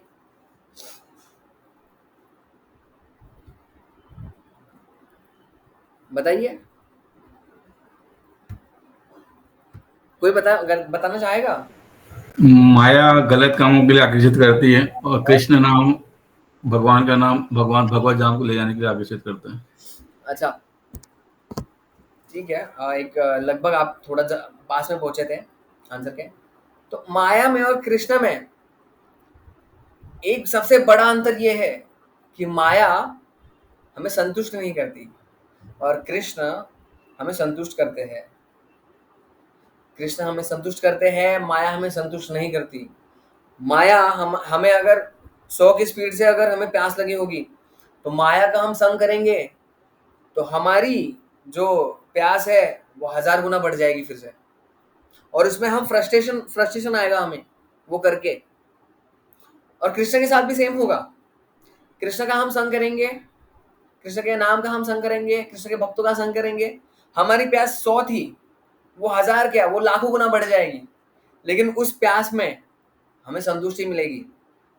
तो ये बहुत बड़ा फर्क है माया में और कृष्ण में। माया हमें संतुष्ट नहीं कर पाती और कृष्ण हमें संतुष्ट कर पाते हैं। तो ये सबसे बड़ा महत्वपूर्ण फर्क है, ठीक है ना। और हम देखते हैं कि एक जीवात्मा जो पूरी सृष्टि को भोगने को चाह रहा है, जीवात्मा की सृष्टि करने में, जीवात्मा भी सृष्टि करता है बराबर। एक बड़ी बड़ी बिल्डिंग्स बनाएगा वो, है ना, बड़े बड़े अरेंजमेंट्स करेगा, बड़ी बड़ी चीजों को बनाएगा, वो बड़ी बड़ी गाड़ियां बनाएगा, बड़े बड़े लैपटॉप्स फोन, ये सारी चीजें करेगा, बड़ी बड़ी फैक्ट्रीज है उनको बनाएगा। भगवान भी, जीवात्मा तो अपने अपने लेवल पे कर रहा है, लेकिन भगवान भगवान अपने लेवल पे करते हैं। भगवान पूरे वैकुंठ की उत्पत्ति करते हैं, है ना। भगवान पूरे अनंत कोटि ब्रह्मांड को उत्पन्न कर देते हैं, अनंत कोटि ब्रह्मांड में अनंत कोटि जीवों को उत्पन्न कर देते हैं। और इसमें भी एक फर्क है, ये सारी चीजें बनाने के बाद भगवान कभी भी फ्रस्ट्रेट नहीं होते कि अरे मैंने ये बना दिया, मैं फ्रस्ट्रेट हो गया। मयाध्यक्षेण प्रकृति स्वीयते सुचराचर। प्र, प्रकृति भगवान के निर्देशन में कार्य कर रही है और स्वीयते सुचराचर, बहुत ही सटीकता से प्रकृति अपना कार्य कर रही है। भगवान को हस्तक्षेप करने की जरूरत नहीं है ना। हेतुना नेव कौन्तेय जगत विपरिवर्तते, मतलब ये जो जगत है फिर से उसका डिस्ट्रक्शन होता है, उसकी उत्पत्ति होती है, उसका डिस्ट्रक्शन होता है, उसकी उत्पत्ति होती है। लेकिन एक जीव कभी भी उसने अरेंजमेंट्स किए, इतनी सारी बड़े बड़ी चीजें बनाई है, और उसको हमेशा फोन आता रहेगा कि फैक्ट्री में आज ये प्रॉब्लम हो गया, फैक्ट्री में आज ये हो गया, जो गुलाम थे, जो नौकर थे, उन्होंने हड़ताल कर दी। तो ये जितना हम कृष्णा बनने का प्रयास करेंगे उतना हमें फ्रस्ट्रेशन ही मिलने वाला है ना। जितना हम दास बनने का प्रयास करेंगे, अभी तो हम खुद को दास भी नहीं मानते, हम क्या बोलते हैं, प्रभु जी, हाँ, हमने बाहर बहुत देखा है। अभी तो आप भक्तों को पता चल गया है सारी ऑलमोस्ट कैसे भक्तों के समाज में व्यवहार करना चाहिए। लेकिन बाहर के समाज में हम जाएंगे तो हम देखते हैं कि क्या, हाँ, हम भी कृष्ण जी के भक्त हैं, हम भी उनकी पूजा करते हैं, हम उनके बहुत बड़े भक्त हैं, ये सारी हम चीजें सुनते हैं। लेकिन वास्तव में जो विनम्रता को प्राप्त करेगा जो व्यक्ति, वो खुद को क्या बोलेगा, दास दास दासानुदास। चैतन्य महाप्रभु बोल रहे हैं कि मैं दास दासों का दास हूँ, दासों का दास हूँ, और हम यहाँ पे बोल रहे हैं कि मैं बहुत बड़ा भक्त हूँ। तो ये क्वालिफिकेशन नहीं है भक्त बनने की, तो ये क्वालिफिकेशन नहीं है। एक बार क्या हुआ था, ब्रह्मा जी वैकुंठ में गए। तो भगवान के द्वारपाल को पूछा कि मुझे अंदर आना है। उन्होंने बोला कि रुको रुको, भगवान से थोड़ा पूछ लेते हैं। तो भगवान को जब वो पूछने गए कि उन्होंने बोला कि उनको पूछो कौन से ब्रह्मा आए हैं। तो फिर द्वारपाल ने बोला कि आप कौन से ब्रह्मा हो। उन्होंने बोला अरे मैं ब्रह्मा, 4 मुख वाला ब्रह्मा बताओ उनको। उन्होंने बोला कि भगवान को बोला कि देखो 4 मुख वाले ब्रह्मा हैं। उन्होंने बोला अच्छा, अच्छा उनको आने दो, चलो आने दो। तो उन्होंने बोला कि अरे स्वागत है आपका मेरे दरबार में, कैसे आना हुआ बताओ। तो बोलते कि वो सब चीज़ें तो बात साइड में रखिए, लेकिन मुझे ये बताने का कष्ट कीजिए कि आपने ऐसा क्यों कहा, कौन ब्रह्मा? उन्होंने बोला कि अरे कई ब्रह्मा हैं। तो वो थोड़ा ध्यान करते हैं, तो ब्रह्मा जी, हमारे ब्रह्मांड के ब्रह्मा जी की बात मैं कर रहा हूँ। हमारे ब्रह्मांड के ब्रह्मा जी चतुष्मुखी ब्रह्मा बैठे बैठे बैठे हुए होते हैं। वो देखते हैं जैसे भगवान थोड़ा सा ही ध्यान करते हैं, सारे ब्रह्मांडों के ब्रह्मा प्रकट हो जाते हैं और कोई एक दूसरे को नहीं देख पा रहा है। और किसी के 8 मुख, किसी के 16 मुख, किसी के 64 मुख, किसी के 32 मुख, किसी के लाख मुख, किसी के करोड़ों मुख, और सब भगवान को दंडवत कर रहे हैं। और दंडवत करके जितने भी उनके मुकुट थे, अभी सोचिए 1000 मुख वाले ब्रह्मा जी के कितने मुकुट होंगे, 1000 मुख, 1000 के 1000 मुख नीचे, मुकुट के नीचे गिर रहे हैं। ठन ठन ठन ठन वैकुंठ में आवाज चलती रहती है, ठन ठन ठन ठन ठन करके सारे मुकुट गिरते रहते हैं। तो ब्रह्मा जी ये देखते हैं, हमारे हमारे ब्रह्मांड के ब्रह्मा जी देखते हैं कि वास्तव में सत्य मैं जितना जानता था उससे भी सत्य कई बड़ा जटिल है। तो भगवान, और वो भगवान सबसे पूछते हैं कि भगवान आपने हमें बुलाया? भगवान बोलते हैं कि हाँ, नहीं मैंने ऐसे ही बुलाया जस्ट आपको देखने के लिए कि सब आपके ब्रह्मांड में सब अच्छा है, अच्छा अच्छा चल रहा है आपके ब्रह्मांड में। तो उन्होंने बोला कि हाँ हाँ भगवान आपकी बड़ी कृपा है, आपकी बहुत बड़ी कृपा है। और हमारे ब्रह्मांड के ब्रह्मा जी देखते हुए अवाक रह गए, अवाक रह गए पूरा देखते हुए, है ना। तो ये तो हम जितना, एक जीव, एक साधारण सा जीव, उस जब तक वो ये नहीं समझेगा कि वो सूक्ष्मतम से भी सूक्ष्मतम है, और और भगवान जो कि महानतम से भी महानतम है, जब तक वो ये नहीं समझेगा वो हरिनाम की पूरी तरीके से शरण नहीं ग्रहण ग्रहण कर पाएगा। और हरिनाम लेने के लिए मैं थोड़े से आपको tips and tricks, tips and tricks बोलने से अच्छा मैं आपको ये बता दूं कि हरिनाम हमें कैसा लेना चाहिए। जब हम हरिनाम लें तो आपको मैं चैलेंज देता हूँ कि देखिए, जितने हम 16 माला करते हैं, हम पूरी 16 की 16 मालाएं नहीं सुनते, 16 की 16 मालाएं छोड़िए, हम पूरा एक हरे कृष्ण महामंत्र है, हरे कृष्णा कृष्णा कृष्णा हरे हरे, हरे राम राम राम हरे हरे, ये पूरा एक महामंत्र भी है ना, ये पूरा हम महामंत्र नहीं सुनते हैं। तो पूरे एक माला की 108 माला की क्या बात, और पूरे 16 माला की क्या बात, हम पूरी सुनते ही नहीं है। और जब हम माला जब करने लेते हैं ना, तो ब्रह्मांड की सारी जो चिंताएं हैं वो हमें आने लग जाएंगी। हम सोचेंगे एक बद्ध जीवात्मा खुद को इतना इंपॉर्टेंस देता है, इतना इंपॉर्टेंस देता है ना, वो ऐसा बर्ताव करता है जैसे कि कृष्ण ने उसके पास एक ब्रह्मांड ही मैनेज करने के लिए दे दिया जाए। वो खुद को इतना अपने आप को महत्वपूर्ण समझता है, लेकिन वास्तव में हमें ये समझना चाहिए कि हम कंट्रोलर नहीं, हम छोटे छोटे कंट्रोलर है। हम ज्यादा से ज्यादा गाड़ी चला लेंगे, एक दुकान चला लेंगे, एक फैक्ट्री चला लेंगे, लेकिन सुप्रीम कंट्रोलर जो है, जो कृष्ण है, वो सारी चीजें हम नहीं कर पाएंगे। जब हम हमारे स्ट्रेस में आने का कारण ही क्या है?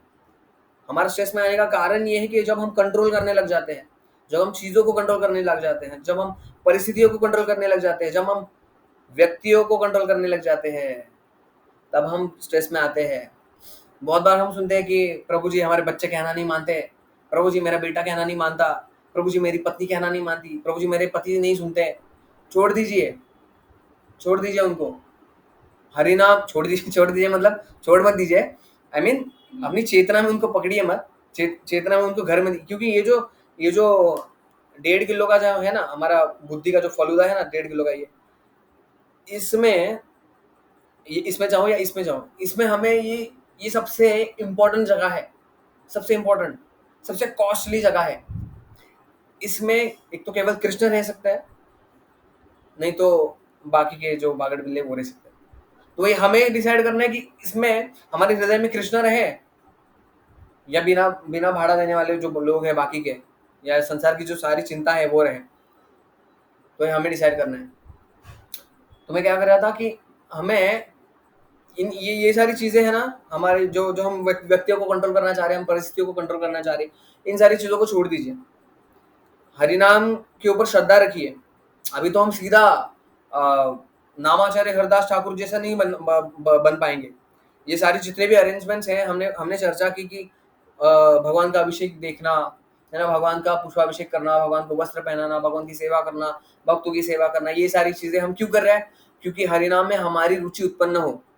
और इसके विपरीत अगर हम ये करने जाए कि प्रभु जी मैं हरिनाम करूँगा, हरिनाम करूँगी प्रभु जी मैं, अभी मैं सिर्फ़ हरिनाम करूँगी। आपने बोला ना हरिनाम केवल आधार, कलयुग केवल नाम आधार, अभी मैं सिर्फ़ हरिनाम करूँगी, अभी मैं कुछ नहीं करूँगी। तो ये मिथ्याचारस्य उच्यते भगवान बोलते हैं गीता में। तो ये मिथ्याचारी हो जाएगा क्योंकि हमारी उतनी लेवल नहीं है कि हम सततम कीर्तयन्तु मां यथं तस्य दृढ़व्रतः हमारा हो।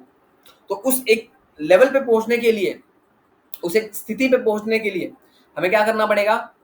हमें हमारी पहले हृदय को शुद्ध करना पड़ेगा, है ना? अगर हम सुख की प्राप्ति करना चाहते हैं, तो सुख की प्राप्ति करने के लिए पहले मन को शांत रखना पड़ेगा और मन को शांत रखना पड़ेगा, तो बुद्धि को दिव्य करना पड़ेगा और बुद्धि को अगर दिव्य करना है, तो उसको कृष्ण कॉन्शियसनेस में लगाना पड़ेगा।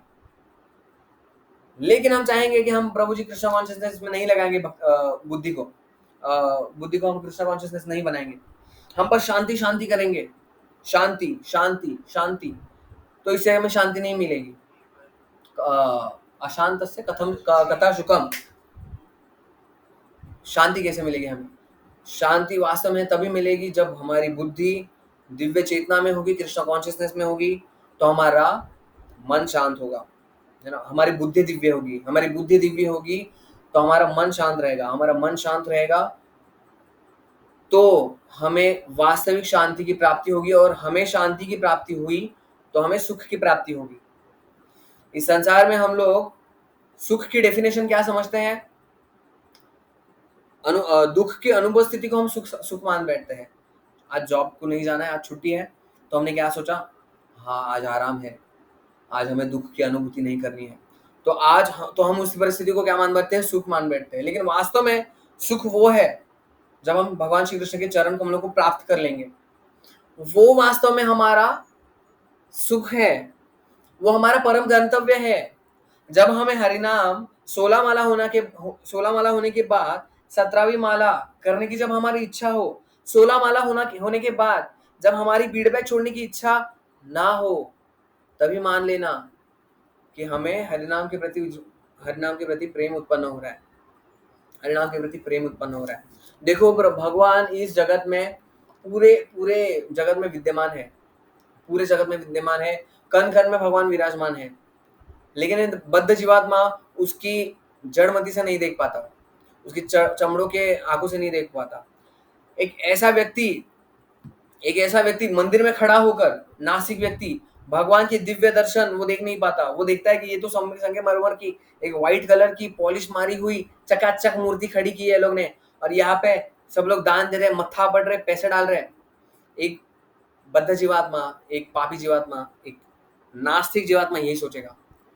लेकिन वास्तव में वो ये नहीं समझेगा कि एक राधानाथ स्वामी महाराज नेगड़ी मंदिर में एक विश्वरूप का दर्शन है, एक बड़ा विश्वरूप का एक पेंटिंग है वहां पे। तो राधानाथ महाराज को खड़े खड़े रहकर देखते रहे, 1 मिनट देखते रह गए, 5 मिनट देखा उन्होंने, 10 मिनट देखा, 15 मिनट हो गए, महाराज देखते रह गए। भक्तों ने पूछा, महाराज आप ऐसा क्या देख रहे हैं पेंटिंग में? महाराज ने बोला कि देखो भगवान कितने विशालकाय है, कितना बड़ा विश्वरूप है। एक पेंटिंग में विश्वरूप नहीं दिखाया जा सकता, लेकिन फिर भी एक अनुमान लगाने के लिए हमें एक पेंटिंग में विश्वरूप दिखाया जा रहा है। तो महाराज ने बोला कि हम भगवान हमारे लिए, भगवान तो वैसे विश्वरूप है भगवान का, लेकिन भगवान हमारे जैसे 2 पैर पे चलने वाले एक ग्राउंडेड व्यक्ति के लिए भगवान खुद भी ग्राउंडेड हो जाते हैं। भगवान एक छोटा सा स्वरूप ले लेते हैं जो कि हमारे जैसे जीवात्माओं के एक्सेसिबल हो हमारे जैसे जीवात्माओं के लिए, है ना? इस जगत में ऐसा व्यक्ति बहुत ही महानतम से महानतम व्यक्ति हो, बहुत महानतम व्यक्ति हो, उसको अप्रोच करना उतना ही कठिन होता है। नरेंद्र मोदी को अगर मैं आज मिलने जाऊं तो पॉसिबल ही नहीं है, पॉसिबल ही नहीं है। क्यों भाई, आप हो कौन? और नरेंद्र मोदी महानतम से महानतम है, ऐसा मुझे उत्तर मिलेगा। लेकिन वास्तव में आप अगर आप जान ले कि भगवान महानतम से भी महानतम है, और उतना ही आप कृष्ण आपके लिए एक्सेसिबल हो पाएंगे, आप उतना ही कृष्ण को अप्रोच कर पाएंगे। इस भौतिक जगत में पूरा उल्टा है। एक व्यक्ति कितना भी महानतम से महानतम होता जाए, उसको उसके उसके पास पहुंचना उतना ही कठिन हो जाता है। और भगवान के केस में पूरा उल्टा है। और भगवान इतना सब होने के बाद भी भगवान को ज्यादा पड़ी है हमारे पास आने की, है ना। भगवान को ज्यादा पड़ी है, भगवान भी पर्सनल है, हर एक जीवात्मा के साथ पर्सनल है भगवान, है ना। हर एक जीवात्मा के साथ पर्सनल आदान प्रदान करते हैं। और हम वो आदान प्रदान कब महसूस कर पाएंगे? जब तक हम हरिनाम को उतना आदर नहीं देंगे। हम पहली बात तो हरिनाम को आदर ही नहीं देते। हम ऐसे माला हमने ऐसी ऐसी पकड़ी होगी, ऐसे ऐसे ऐसे हमारा हाथ चालू होगा, हम ये रिस्पेक्ट करते हैं हरिनाम को, है ना। कोई भी आया होगा, हम बात करने लग जाते हैं। और प्रभु जी बताओ, ये तो फालतू काम है, रखो, बताओ कैसा हुआ, क्या हुआ, फिर आपके घर का क्या हुआ, फिर आपके बच्चों का क्या हुआ, ये तो छोड़ो। कोई अगर माला करता ना होगा, अरे फालतू काम क्या करो, चलो यहाँ पे सेवा करो। हम कुछ आदर नहीं देते हरिनाम को, तो हरिनाम कैसे हमें आदर देगा? हरिनाम कैसे अगर आदर देगा हमें? तो वास्तव में हमें ये समझना है कि हरिनाम की इतनी बड़ी महिमा है, और हरिनाम हर एक जीवात्मा को एक्सेसिबल नहीं है। वो हमारे जैसे जो मनुष्य शरीर धारण कर चुके हैं उनके लिए एक्सेसिबल है। उनमें भी जो भारत भूमि में जन्मे हैं उनके लिए तो कितना अच्छे से एक्सेसिबल है, हमें समझना है। तो ऐसे ही कल हमारा हरिनाम संकीर्तन है। महाप्रभु नामाचार्य हरिदास ठाकुर को महाप्रभु क्या बोलते हैं कि हरिदास, मुझे बताओ कि अभी ये सारी जो मेरे पार्षद है उनका तो उद्धार हो रहा है, लेकिन ये पेड़ पौधे, ये यौवन, ये कीड़े मकोड़े, इनका उद्धार कैसे होगा? चैतन्य चैतामृत में कृष्णदास कविराज गोस्वामी वर्णन करते हैं। तो हरिदास ठाकुर बोलते हैं कि महाप्रभु, जब कोई आपका नामों का कीर्तन करेगा, जोर जोर से कीर्तन करेगा, तब उस कीर्तन को सुन के सारी जीवात्माएं तर जाएंगी, उनका उद्धार हो जाएगा। तो इसमें चिंता करने की जरूरत नहीं है महाप्रभु आपको। अभी ऑफकोर्स महाप्रभु को उनके नाम की महिमा पता नहीं है क्या? पता है, लेकिन ये एक बद्ध जीवात्मा को वो वर्णन हो सके, इसलिए वो नामाचार्य हरिदास ठाकुर बोल रहे हैं महाप्रभु को कि महाप्रभु, आपका नाम इतना दिव्य है कि अगर कोई एक व्यक्ति खुद के लिए ले रहा होगा, या वो हरिनाम संकीर्तन कर रहा होगा, भजन कर रहा होगा, तो जितने भी जीवात्माएं सुन रहे होगी उनका भी उद्धार होगा। ठीक है। और तो आज हमने देखा कि किस तरह हमें कितना अहंकार भरा पड़ा है कूट कूट के, है ना। जब तक हमें यह अहंकार कूट कूट के भरा होगा ना, तब तक हम हरिनाम की उतनी अच्छे से हम हरिनाम के पैर नहीं पकड़ पाएंगे। हरिनाम एक एंटिटी है, हरिनाम एक पर्सनालिटी है। एक बार एक व्यक्ति थे, मैं उनका नाम भूल रहा हूँ, चैतन्य चैतामृत में वर्णन है। तो कुछ ऐसा होता था कि जब भी कुछ फिलॉसफी हो, किसी ने कुछ लिखा हो, अगर वो महाप्रभु तक पहुंचाना हो, तो क्या होता था, स्वरूप दामोदर जो उनके पर्सनल असिस्टेंट थे, उनके पास वो चीज आती थी। फिर जब अलाउ करेंगे तब महाप्रभु उनको देखते थे, सारी सारी चीजें महाप्रभु नहीं देखते थे। तो एक व्यक्ति ने क्या बोला कि महाप्रभु और जगन्नाथ जी, महाप्रभु महाप्रभु आत्मा है और जगन्नाथ जी शरीर है, ऐसा उन्होंने वर्णन किया। तो स्वरूप दामोदर जी ने उनको बहुत प्रताड़ा। और सारे भक्त बोल रहे थे कि देखिए उन्होंने कितनी बड़ी अच्छी कविता की रचना की है, आप पढ़िए तो सही, स्वरूप दामोदर जी आप पढ़िए तो सही, कृपया आप पढ़िए। उन्होंने बोला कि अरे वो मायावादी, वो कुछ अर्थ नहीं है वो पढ़ने में, लेकिन चलो फिर भी मैं पढ़ लेता हूँ। तो उन्होंने जब पढ़ा तो उन्होंने समझा कि ये चीजें कर रहे थे कि वो जगन्नाथ जी जो शरीर है, महाप्रभु है, वो उनकी आत्मा है। तो उन्होंने उनको बोला कि क्या जगन्नाथ में और तुम महाप्रभु में अंतर देखते हो? अरे जगन्नाथ जी स्वयं महाप्रभु है, महाप्रभु स्वयं जगन्नाथ है, तो इसमें कुछ अंतर नहीं है। तो इसी तरह हमें समझना चाहिए कि हरिनाम में नाम और नामी में भेद नहीं है, नाम और नामी में भेद बिल्कुल नहीं है। इस कलयुग में ऐसा होता, कलयुग में हम देखते हैं, कलयुग में ऐसा पाया जाता है नाम और नाम में जैसे अमर, कोई प्रभु जी का नाम, अरे प्रभु जी का नाम, अच्छा प्रभु जी का नाम अंबर है, किसी का नाम होगा अमर, लेकिन हम देखते हैं उसकी जब अंतिम क्रिया कर होती है कि अच्छा फला फला व्यक्ति का निधन हो गया है, उसके यहाँ पे जाना है, अच्छा क्या नाम था उसका, अच्छा अमर, अमर नाम था, ओके ओके, अरे लेकिन वो तो मर गए, वो तो अमर नाम था उनका, है ना। सृष्टि, छोटी छोटी लड़कियों का नाम हम देखते हैं सृष्टि, लेकिन है तो छोटी सी, है ना। आप देख लीजिए खुशबू, ऐसी ऐसी ऐसी कौन सी महिला होगी जिसकी खुशबू आती है, खुशबू नाम रख देते हैं। तो ये हमें बताया जा रहा है कि कलयुग में नाम और नामी में बहुत बड़ा भेद है। कलयुग की जीवात्माओं की बात कर रहे हैं, लेकिन अगर भगवान के केस में अगर देखा जाए तो नाम और नामी में कोई भेद नहीं है, नाम और नामी में कोई भेद नहीं है, ठीक है। तो इसलिए हमें हरिनाम की बहुत ही दृढ़ता से शरण ग्रहण करनी चाहिए। सततम कीर्तयन्तम हम यथंतश्च दृढ़ व्रत, कितना हमारा दृढ़ व्रत है हरिनाम लेने में, कितना हम दृढ़ता से हरिनाम हरिनाम के पैर पकड़ रहे हैं। हरिनाम एक मूर्तिमान रूप है ना। कृष्ण स्वयं, कृष्ण नाम और नाम में भेद नहीं है, हमें समझना है ना। और बहुत सारी चीजें थी, समय यहाँ पे खत्म हो चुका है। जैसे एक दो चीजें हैं, जैसे जब हम जब करने बैठते हैं तो हमें कैसा करना चाहिए, हमारे जो मन है, हमारा मन भटकता रहता है, सारी सारी जगह में भटकता रहता है। मन के एक तो दो पंख है बड़े बड़े, एक तो भविष्य काल और एक है भूतकाल। तो जब इन पंखों को काटा जाए, ये दोनों पंखों को हमारे काट देना चाहिए, तब हम हरि नाम का, और हमें वर्तमान में खासकर तो रहना चाहिए। आप नोटिस कीजिए, आप अगर ऐसे अकेले बैठे रहे होंगे तो हमारा मन अभी हमारी आसपास में क्या चीजें हैं उसके बारे में ही सोचेगा, वो भविष्य काल में क्या होने वाला है उसकी चिंता करेगा, या जो भूतकाल में उसके साथ जो घटना हुई है उसके ऊपर वो चिंतन करता रहेगा, वो तमोगुण का रस चूसता चूसता रहेगा। वो जो जो अपने अपने दुखों को, जितने भी हमारे साथ कुछ चीजें हुई है पिछले वर्षों में, उन सारी चीजों को याद करके ना व्यक्ति रस लेने का प्रयास करता है। उसको तामसिक रस बोलते हैं। उन्हीं सारी चीजों को, उसने मुझे ये बोला, इसने मुझे ये बोला, मेरे साथ ऐसा हुआ, ये हुआ, वो हुआ, सारी चीजों को ऐसा चूसता है, वो थोड़ा थोड़ा करके चूसता है। वो तमोगुणी रस है, उस रस का अनुभव करता करता है वो। अगर उस रस की उसको इतनी चटक है तो कैसे हरिनाम का रस ले पाएगा, है ना। अखिल रसामृत मूर्ति, है ना, कैसे कैसे वो ग्रहण कर पाएगा, वो वर्तमान में जब तक नहीं रहेगा। वो वर्तमान हिज ग्रेस गुरुजन प्रभु अपने जपा पुस्तक में वो बोलते हैं कि हरिनाम जो है, हरिनाम जो है एक व्यक्ति है ना।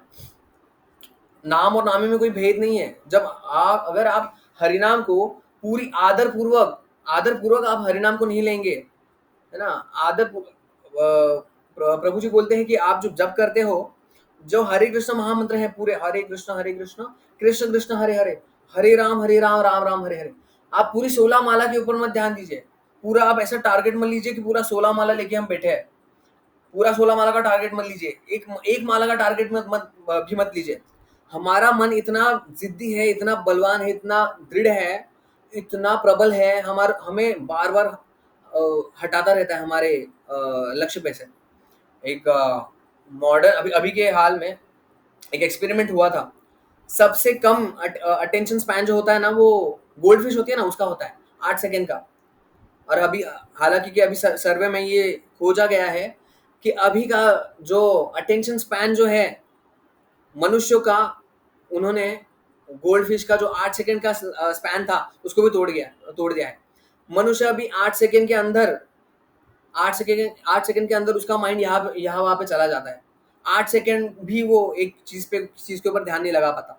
इसलिए गुरुजन प्रभु जपा पुस्तक में ये लिख रहे हैं कि आप बड़े बड़े टारगेट्स मत लो। आप जब जप करते हो तो हरे कृष्ण कृष्ण कृष्ण हरे हरे, हरे राम राम राम हरे, सिर्फ 16 शब्द है उसको सुनने का प्रयास करो। अगर आपका इतने भी कैपेसिटी नहीं है तो आप सिर्फ हरे कृष्ण राम इसको सुनो। अगर हम ऐसे ऐसे करते रहेंगे, हरे कृष्ण कृष्ण कृष्ण राम राम राम हरे कृष्ण मैंने देखा है बहुत सारे भक्त, उनको कई कई वर्ष हो गए, लेकिन वो हरि नाम को ठीक से नहीं लेते। हरे कृष्ण राम राम राम हरे कृष्ण राम राम राम ऐसा जब करते हैं वो, उनका बिल्कुल ध्यान नहीं है हरि नाम की तरफ। 16 शब्द महामंत्र नहीं, वो कुछ अलग ही बोलते रहते हैं, मैंने सुना है। और क्या होता है, स्टार्टिंग में भक्त लोग क्या करते हैं, नए नए जुड़े होते हैं, नए नए माला में हाथ डाला होता है, वो देखते हैं कि नाम को इतना फास्ट लेंगे, इतना फास्ट लेंगे। होता क्या है, वो अभी अभी तो नाम फास्ट में ले रहे हैं, लेकिन क्या होता है, ग्रेजुअली जब आप थोड़ा थोड़ा आगे बढ़ते हो, तो आप थोड़ा थोड़ा एक 16 माला नहीं ले पाते, आप एक एक शब्द को खा लेते हो, एक एक शब्द को खा लेते हो। फिर आप 16 शब्दों का हरे कृष्ण महामंत्र नहीं बोलते, फिर आप 14 शब्द, 12 शब्द, 10 शब्द ऐसे बोलते हो। आप पूरी तरीके से हरिनाम का जप नहीं कर पाते। इसलिए आप प्रारंभिक समय में भक्तों को 8 मिनट से ऊपर नहीं लेना चाहिए नाम लेने के लिए।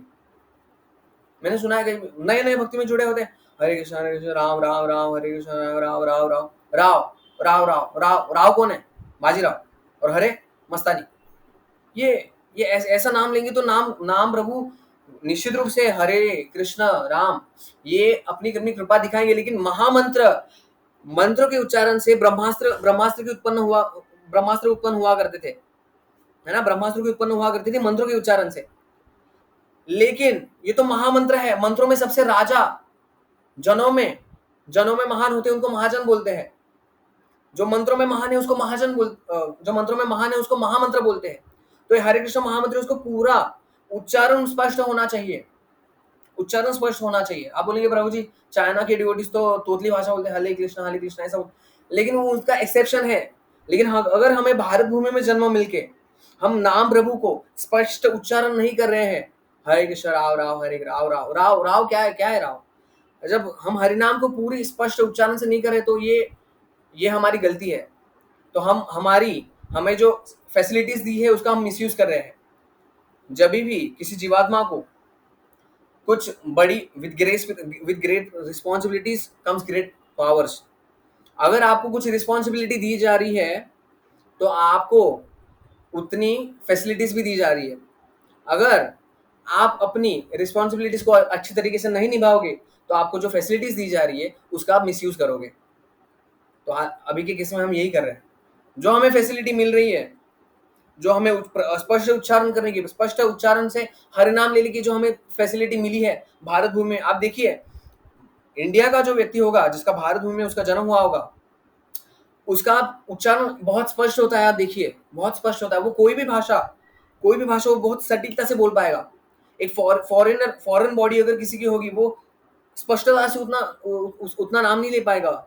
हम तुरंत पहचानते हैं, अच्छा अरे ये डिवोटी ये रशियन बॉडी है इनकी, अरे ये डिवोटी तो यहाँ के फलाना जगह के हैं। लेकिन भारत भूमि में जैसे हमने देखा है हमारे गुरु महाराज हिज होलीनेस लोकनाथ स्वयं महाराज को कभी आपने इंग्लिश बोलते हुए सुना है? महाराज जब इंग्लिश बोलते हैं ना, आप पकड़ नहीं पाओगे। महाराज अमेरिकन एक्सेंट का यूज करते हैं। कोई अगर महाराज को देखे नहीं और आंख बंद करके उनका लेक्चर सुने ना इंग्लिश, तो समझ लेंगे अरे महाराज तो फॉरेन बॉडी है, अमेरिकन बॉडी है, कोई ऐसा सोच लेगा। तो ये हमें फैसिलिटी दी गई है नाम उच्चारण स्पष्टता से लेने की, तो इसका मिसयूज नहीं करना है, ठीक है।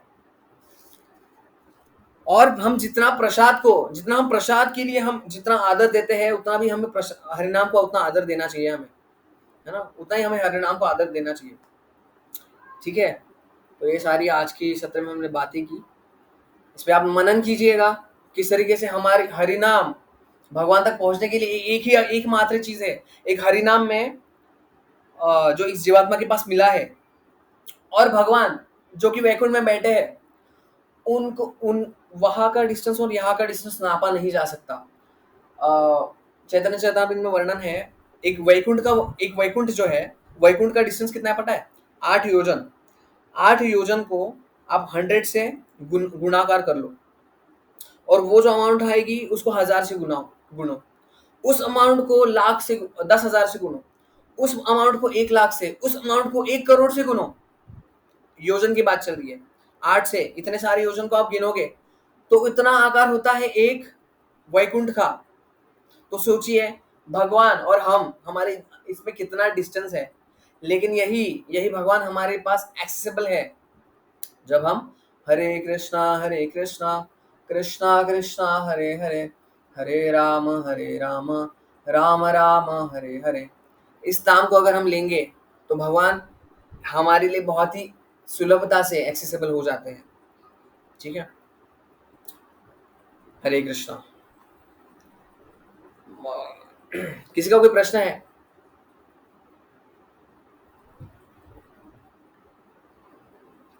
किसी का कोई प्रश्न है? या कहाँ से गई आज की बातें पता नहीं चली प्रभु जी, ऐसा हुआ किसी के साथ? ओके, शिवम दुबे जी प्रश्न है आपका या नहीं? ठीक है, आशा करते हैं कि जितनी भी आज चर्चा हुई उतनी आप हमारे 1.5 किलो के फलदे में आप रखेंगे और उसके ऊपर थोड़ा थोड़ा जैसे समय मिलेगा उसके ऊपर जैसे गाय होती है ना, पूरा अपना खाना खा लेती है, चारा खा लेती है, बाद में फिर उसका क्या करती है वो,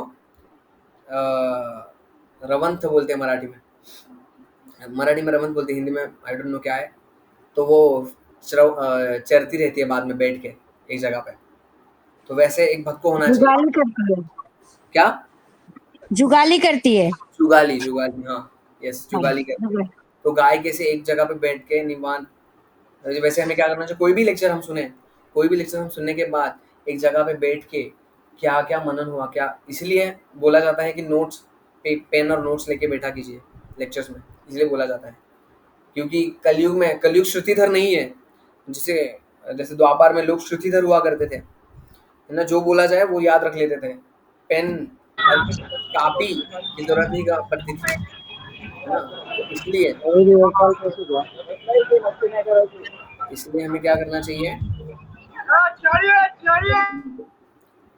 इसलिए हमें क्या करना चाहिए, जब हम एक जगह पर बैठे तो हमें वो जैसे गाय चारा निकालती है ना अंदर से, गाय अपना चारा निकालती है ना अंदर से, फिर उसको जुगाली करती है, फिर लेती है, वैसे हमें करना चाहिए। हमने अभी पूरा सुन तो लिया, पूरा सुन लिया हमने, लेकिन हम भूल जाते हैं, यहाँ से सुनते हैं, यहाँ से निकल जाता है, लेकिन हम उसको जब प्रोसेसिंग करेंगे ना, बीच में यहाँ से गया, यहाँ पे प्रोसेसिंग करेंगे ना, यहाँ पे प्रोसेसिंग करेंगे ना, तो यहाँ पे जाएगा और यहाँ से फिर यहाँ पे जाएगा। दिव्य ज्ञान हृदय प्रकाशित है, अभी हमने जितना भी सुना वो दिव्य ज्ञान हृदय खोपड़ी प्रकाशित हुआ है। यही खोपड़ी प्रकाशित जब हृदय प्रकाशित होगा और जब हमारे वो आचरण में उतरेगा तब उसका हमें लाभ मिलेगा। ठीक है, तो जितना भी हमने आज श्रवण किया है, आज ही क्या, जितना भी हम हर बार श्रवण करते हैं उसको हमें जुगाली करनी चाहिए। ठीक है, जुगाली नहीं, राइट, जुगाली नहीं, जुगाली अलग हो जाएगा, जुगाली करनी चाहिए। ठीक है, आप सभी भक्त वृंद की जय, श्रील प्रभुपाद की जय। साहिल महाजन, आपका कुछ प्रश्न है? प्रभु जी, हरे कृष्णा। जय, यश प्रभु जी बताइए। प्रभु जी, क्वेश्चन ये था मेरा, आप सभी वैष्णव भक्तों के चरणों में दंडवत प्रणाम, आपके भी चरणों में दंडवत प्रणाम। मेरा आवाज क्लियर आ रहा है Prabhu? Yes Prabhu ji, loud and clear. मुझे हमें अगर किसी कारणवश जप माला करने के लिए टाइम नहीं मिला और हम लोग रनिंग में जब काउंटर पे, मशीन काउंटर पे कर रहे हैं, तो उसका लाभ हो सकता है या लाभ नहीं हो सकता है? हाँ, निश्चित रूप से लाभ होगा, लाभ होगा ही। बस फर्क ये पड़ेगा कि हम फरारी में ट्रैवल करने की बात अलग है और हम साइकिल पे ट्रैवल कर रहे हैं वो बात अलग है। ऐसी साइकिल जिसकी चेन बार बार निकल रही है, हम पहुंचेंगे हमारे डेस्टिनेशन पे, लेकिन फर्क है फेरारी कार में और ऐसी साइकिल जिसकी चेन बार बार उतर रही है, उसमें पहुंचेंगे, टाइम लगेगा और लाभ तो मिलेगा निश्चित रूप से। नहीं, देखिए एवरीडे नहीं बोल रहा हूँ मैं, अगर मुझे किसी कारणवश समय नहीं मिलता है सुबह गुरु महाराज के साथ एक्सेप्शंस, माला, ऐसा बोला जाता है, exceptions are exceptions, but exceptions should not become rule. मतलब ये एक्सेप्शन हो गया एक, चलो आज कुछ हमारे पास दूसरा ऑप्शन ही नहीं है, कुछ ऑप्शन ही नहीं है, तो हमने ये ऐसा कर लिया, लेकिन भक्त लोग इसको क्या कर लेते हैं, इसका रूट बना लेते हैं कि नहीं अभी ऐसे ही करेंगे। कभी कभी हो जाता तो ठीक है, कोई बात नहीं, कोई बात नहीं। हरे कृष्णा प्रभु जी, हरे कृष्णा प्रभु जी। हाँ, 1 मिनट माता जी, उनका कंप्लीट होने दीजिए। हाँ प्रभु जी, एक्चुअली कहना ये था कि अगर गुरु महाराज के साथ में अगर हम लोग जपा कर रहे, तो जपा करते समय अगर 4-5 माला रह गया, तो वो माला के लिए बात कर रहा था। अच्छा, नहीं देखिए, 16 माला जो है ना आपकी, आप अपना एडी से लेके एडी चोटी से लेके पूरा जोर लगा दीजिए कि आपको 16 माला, आपको माला पे करना है, माला पे ही करना है। क्योंकि जब हम संकल्प लेते हैं ना, तो हम क्या बोलते हैं संकल्प में आहुति डालने से पहले कि मैं 16 माला का ध्यान पूर्वक जप करूंगा। 16 माला। हम ऐसा नहीं बोलते कि मैं बाकी के माला काउंटर पे करूंगा। तो हमें निश्चित रूप से हमें 16 माला जो है वो हमें सिर्फ और सिर्फ ट्राई करना है, माला पे ही करना है, माला पे ही करना है। बाकी 16 के बाद आप सततम कीर्तयन्तु मां करिए काउंटर के ऊपर, कोई दिक्कत नहीं है। ठीक है प्रभु। ठीक है प्रभु, धन्यवाद प्रभु। इसलिए प्रभुपाद क्या बोला करते थे? प्रभुपाद बहुत महत्वपूर्ण बात किया करते थे। प्रभुपाद बोलते थे कि हमारी जीवनचर्या को इस तरीके से ढालिए कि जो हमारे पास जो हमारे ये मनुष्य शरीर मिला है, इस जीवन की सबसे अभिष्ट सिद्धि प्राप्त करने के लिए, जो कि कृष्ण प्रेम ये है। बाकी तो सारी हमारे शरीर को चलाने वाली चीजें है ही, ये तो है ही। लेकिन हमारे जो ये भौतिक जगत में हम डाले गए हैं हमारे अभिष्ट सिद्धि प्राप्त करने के लिए, उसको अचीव करने के लिए हमें क्या करना है? ये हमारी प्राइम ड्यूटी तो हमारी माला ही है। प्राइम ड्यूटी हमारी हरि नाम है। उसके बाद फिर श्रवणम कीर्तनम विष्णु स्मरणम पाद सेवनम ये सब आता है। पहला हमारा हाँ जीवन प्रभु। का, हाँ जिनकी पहली जीवनचर्या तो हमारी यही है, हरिनाम का जप। यस। प्रभु जी, जो माला काउंटर पे किया उसको अपन काउंट कर सकते हैं? उसको काउंट कर सकते हैं, लेकिन माला पे करेंगे तो बहुत अच्छा रहेगा। काउंटर में मैंने मतलब मैं मेरी बात अगर करूँ, मैं पर्सनली मैं किसी को सजेशन नहीं देता काउंटर पे करने के लिए 16 माला के अतिरिक्त। और मैंने खुद ने भी कभी काउंटर पे जप नहीं किया, माला पे ही। अगर एक्स्ट्रा भी करना हो तो माला पे ही। काउंटर एक एक्सेप्शन है, आप ट्रैवलिंग में है, गाड़ी चला रहे, काउंटर एक एक्सेप्शन है।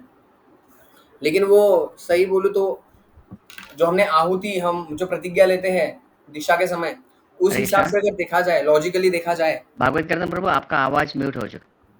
म्यूट है सबको, बाकी को आ रहा है आवाज? आ रहा है प्रभु जी। आ रहा है ना? आ रहा है। आ रहा है प्रभु। यस प्रभु जी। तो 16 माला हमें माला पे ही करनी चाहिए प्रभु जी। वो काउंटर की माला कंसिडर नहीं होती। भगवान कर भी लेंगे, लेकिन हमारा एक दायित्व बनता है कि हमें बहुत ही सीरियसली करना चाहिए सब माला जब ये सब, और माला पे ही करें, बहुत उसका अच्छा लाभ मिलेगा। माला पे कीजिए। अच्छा अच्छा, ठीक है प्रभु जी, धन्यवाद। अगर कैसे है, संडे को हम वाइंड अप करने के बाद, मतलब ये सवाल नहीं मेरा, मेरी समझ है, अगर वो संडे में वाइंड अप करने के बाद हम 12 साढ़े 12 1 बजे कभी घर जाते हैं तो सुबह उठने में थोड़ा ये होता है, तो उसे ज़्यादा समस्या रहेगी तो वो तो काउंट करने के लिए ये होता है, मतलब इस वही क्वेश्चन था। क्या क्या प्रभु जी? संडे को हम लोग वाइंड अप करते हैं ना, तो उसके बाद हम लोग घर पे जाने के बाद वाश वश पूरा नहा धो के स्नाने के में कम से कम 1 डेढ़ तो बज जाता है। तो उस दिन सुबह झपाटप में उठा भी तो नींद में पूरा निद्रा में खोया रहता है ना, तो इसलिए वही बात कर पूछना था कि अगर वीक में 1 आध 2 दिन अगर ऐसा आया तो हम काउंटर पे जो माला किया वो हम काउंट कर सकते हैं क्या? अच्छा, बहुत बड़ी समस्या है वैसे ये। इसके लिए क्योंकि मेरा वर्क है ना प्रभु जी, मैं सॉरी नहीं मैं आपको रोक दूं। समझता हूँ। हाँ कोई बात। मेरा वर्क ऐसा है, एक तो ट्रैवलिंग रहता है, या तो फिर साइड पे काम करना पड़ता है, सिविल का काम है ना मेरा। Yes yes yes. तो इसके लिए आप अपने काउंसलर से आप सलाह ले सकते हैं इसके लिए। नहीं, आप भी तो हमारे शिक्षा गुरु है ना प्रभु। ठीक है रोजी, एक एक्सेप्शन की बात है, एक्सेप्शन में कर सकते हैं। बस वो रूल नहीं बनना चाहिए कि अभी थोड़े 3-4 साल हो गए भाई, फिर 3-4 सालों बाद फिर काउंटर पे ही माला माला चल रही है, ऐसा नहीं होना चाहिए। नहीं नहीं, मैं मेरी समस्या बता दी, कभी कभी अगर वीक में 1 आध 2 दिन हुआ तो, और 12 माला होने के बाद भी अगर मेरे पास समय है तो मैं ट्रैवलिंग में गाड़ी चलाते समय या तो जो भी मेरा वर्क है उसमें यस अगर मैं कॉन्ट्रैक्ट किया तो चल सकता है ना? यस यस, ठीक है। यस, बस यस पहली ओके प्रायोरिटी ओके। होनी चाहिए, पहली प्रायोरिटी माला पे होनी चाहिए। हाँ हाँ, यस यस प्रभु, हरे कृष्णा प्रभु, धन्यवाद प्रभु। उषा दुबे माता जी, सॉरी बताइए आप अभी। हाँ, हरे कृष्ण प्रभु जी। हाँ माता जी। जैसे हम ट्रैवलिंग करते हुए कभी ऑटो में, बस में, ट्रेन में मैं माला लेके जाती हूँ और करती रहती हूँ, तो आसपास के जो लेडीज लोग रहते हैं ना, वो मुझे बोलते हैं कि ऐसे मत करो, क्योंकि ट्रेन में कैसे लेडीज कोई अशुद्ध रहेगा या कोई कुछ मीडियन है या कोई कुछ है, तो ऐसे टच होता है ना, तो वो लोग मुझे मना करते, बोलते हैं कि आप ना मंत्र, ये माला ना माला जप लेके जप मत किया करो, अशुद्ध हो जाती है। तो क्या प्रभु ऐसा होता है कि हम जब ट्रैवलिंग में करते हैं, आसपास में लोग रहते हैं, टच होता है, तो माला शुद्ध हो जाती है या वो जब काउंट नहीं होता हमारा? नहीं नहीं माता जी, ऐसा नहीं है। कैसा है, हरिनाम, हरिनाम, भगवत गीता और श्रवणम, कीर्तनम, ये सारी चीजें हैं, इनमें कुछ बाधाएं नहीं आती जब भी माताओं का जो भी पीरियडिक कंटामिनेशन होता है वो। और ऐसे केस में आप उनको बोल सकते हैं कि हरिनाम जो है, इससे इससे कोई हरिनाम का इतना आप नीचे के लेवल में मत सोचिए कि हरिनाम, मैं आपको नहीं, मतलब आप ऐसा उत्तर दे सकती है, आप हरिनाम को इतना भी कमजोर मत समझिए कि आप जो अशुद्ध है, आपको टच होने से हरिनाम अशुद्ध हो जाएगा। ऐसे नहीं है, हरिनाम अपने आप में बहुत दिव्य है, हरिनाम अपने आप में बहुत पवित्र है। हरिनाम किसी के प्रभाव में आकर हम हरिनाम अशुद्ध नहीं होगा। और निश्चित रूप से आप माला लेके जा सकते हैं, आप उनको बोल सकते, आप उनको समझा सकते हैं, उनको काउंसलिंग कीजिए अच्छे से कि ऐसा नहीं है, हरिनाम है, ये बहुत ही अच्छे से एक्सेसिबल है हमें। हम पूजा वगैरह नहीं कर सकते ऐसे ऐसे केस में, लेकिन हम नाम जप और भगवत गीता पठन पाठन हम ये कर ही सकते हैं। ठीक है। ठीक है प्रभु जी, हाँ माता जी। बहुत बहुत धन्यवाद। यस माता चलो जी, मेरा एक सवाल है। जी। हाँ प्रभु जी बताइए। सर, ये जो माला जब करते हैं हम्म, तो दाहिने हाथ से करना चाहिए या बाएं हाथ से? क्या क्या? जैसे माला जब करते हैं दाहिने हाथ से, क्या बाएं हाथ से कर सकते हैं? आपका आवाज क्लियर नहीं आ रहा है प्रभु जी। ये बोल रहा था सर जी, जो माला जब करते हैं दाहिने हाथ से, क्या बाएं हाथ से कर सकते हैं? अच्छा, ये हाथ से कर सकते हैं ऐसा? हाँ, दाहिने हाथ से माला जब करते हैं। नहीं प्रभु जी, यही हाथ से माला करनी है, हमारे आचार्य ने यही हाथ यूज किया है। और ये हाथ कैसा हमारा अशुद्ध होता है ज्यादातर, तो हमें ये हाथ से माला करनी चाहिए। किसी का अगर ये हाथ हो ही नहीं तो वो एक्सेप्शन है, तो उस केस में आदमी इस हाथ से जप कर सकता है। ठीक है। यस प्रभु जी। क्योंकि हमारा जो शरीर है, उसके उसके लिए धर्म के कार्य उसके लिए दिए गए हैं। उस शरीर के भाग से उसी धर्म के कार्य हमें करने चाहिए, वही कार्य करने चाहिए। जैसे हम कानों से देख नहीं सकते, आंखों से सुन नहीं सकते, ऐसा उसको समझ सकते हैं। ठीक है। ठीक है। महाभारत कथा की जय, श्रील प्रभुपाद की जय, गुरु महाराज की जय, आपकी भक्त वृंद की जय। वांछा पतितानां पावनेभ्यो वैष्णवेभ्यो नमो नमः। अनंत कोटि वैष्णव की जय। वांछा स्टार्ट। हरे कृष्णा। हरे कृष्णा। हरे कृष्णा। अगले कल सेक्शन। प्रभु जी कल के लिए थोड़ा सा ये दे दो ना, कल का प्रोग्राम का तो सबको मालूम है, फिर भी एक बार बता दीजिए। और सुबह जवाब में कोई जल्दी आना चाहते हैं तो उनको बोल दीजिए। जो भी भक्त डोंबिवली के आसपास है, वो कल के हरिनाम संकीर्तन में भाग ले कृपया। ग्रुप में आपने देखा ही होगा पोस्टर।